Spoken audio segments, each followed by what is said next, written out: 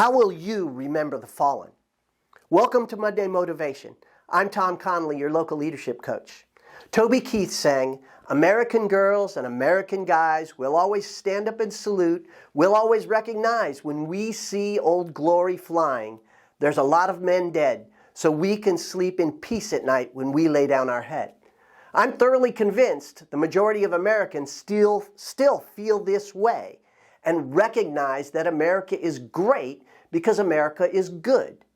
Memorial Day has become the beginning of summer, and many will celebrate with barbecues and picnics.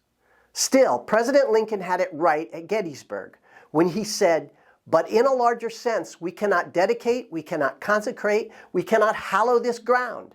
The brave men, living and dead, who struggled here have consecrated it, far above our poor power to add or detract. The world will little note nor long remember what we say here, but it can never forget what they did here.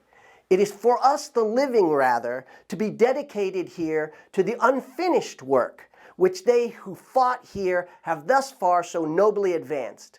It is rather for us to be here dedicated to the great task remaining before us, that from these honored dead we take increased devotion to that cause for which they gave the last full measure, that we here highly resolve that these dead shall not have died in vain, that this nation under God shall have a new birth of freedom, and that the government of the people, by the people, for the people shall not perish from the earth.